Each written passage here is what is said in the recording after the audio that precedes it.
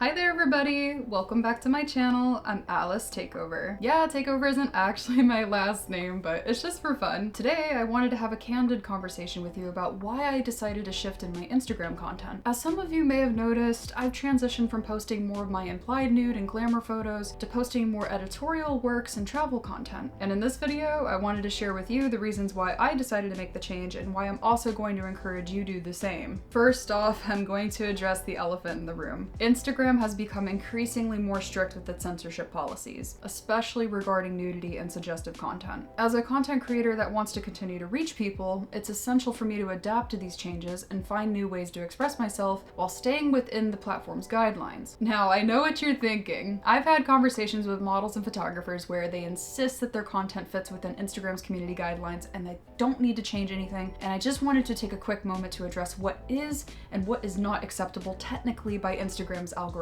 Implied nudity and most lingerie photos are not acceptable these days because the context is it may not be appropriate for all audiences, aka for children. And why people allow children on social media, I don't know, but that's a topic for another video. I'm so glad that I was not on social media as a kid, and here I am working and I'm doing just fine on social media now. I've only ever seen lingerie pass the algorithm if it's meant to sell a product directly from the manufacturer, not because a photographer took it for artistic purposes. You can also totally forget blurring body parts and full nudity photos, and they've even cracked down on certain bikinis and the way that they're worn. They are no longer taking kindly to bikinis that only cover the most sensitive areas, like right above the crack and just right above this little area here. And they also don't allow full cheeks to show in the back, even if the top part is covered. Like Instagram used to allow, back in the day, I started Instagram about 5 years ago.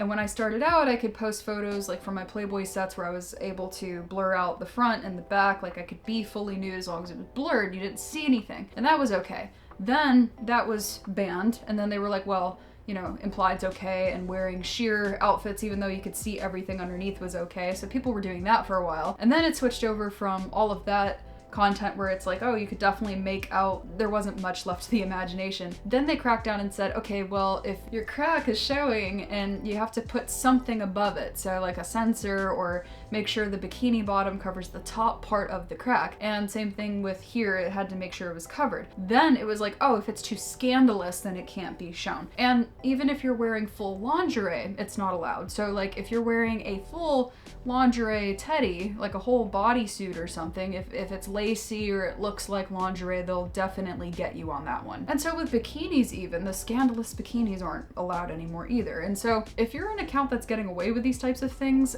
kudos, because it's a matter of time before they're gonna flag you as well. And of course, I think that is so annoying. I think that it's just crazy how Instagram has changed over the years, starting out with Instagram models, getting them popular, and then saying, well, screw you, Instagram models, we're gonna go and do our own thing now and become more mainstream without you. And I think the worst part of all of it is that they selectively delete certain people's photos and they leave other ones up, and then for some accounts, they delete certain people's accounts and then they leave other ones totally untouched, accounts that you would otherwise think would be banned. So the fact is there are inconsistencies and the shift has happened. And we have to tailor our content to fit it, or otherwise they may decide to delete your account, whether or not you've been skirting by already for a while or not. Posting a photo that may be questionable isn't worth losing your account, trust me. And I urge you that if it hasn't happened to you yet, to already start to transition to mainstream content before you do get flagged and your account gets deleted without any notice. Sometimes the platform is kind enough to give notice that your account's about to be suspended. Other times they just permanently wipe your account without giving you any reason at all, or even allowing you the chance to refute their decision. And don't get me wrong, I still love creating the implied nude and glamour content, but I recognize the limitations that it poses in terms of reach and engagement, given Instagram's updates in recent years. By shifting my content focus to more travel and editorial works, I'm now able to connect with a wider audience. But beyond just adapting to Instagram's policies, there's another significant benefit to this type of transition: the potential for brand deals and partnerships. As a traveling model that poses for more more editorial type work, I now have the opportunity to collaborate with various brands within the travel and lifestyle niche. Brands would much rather reach out to influencers and models with more mainstream portfolios than to those who showcase nudity, and it's for the exact same reasons that Instagram has become more censored as well. By sharing my travel experiences and recommendations, I now can create valuable content for my followers to learn from, while also promoting products and services that align with my brand. This opens up a whole new avenue for monetization and allows me to turn my passion for travel into a sustainable income stream. Of course, I understand that this type of change can come as a surprise to some of you, especially those of you who have been following me for a long time. But I do want to assure you, even though I'm posting more travel content and more editorial work, it is still me at the end of the day, so my commitment to authenticity and creativity will remain the same as it was before. So thank you for your continued support as I conform now to Instagram's new updates. In conforming to their community guidelines and to other social media as well, I hope to thrive in social media. Don't get me wrong, I'm still going to be creating nude modeling works, but I'm just going to be sharing those where they're most valued, like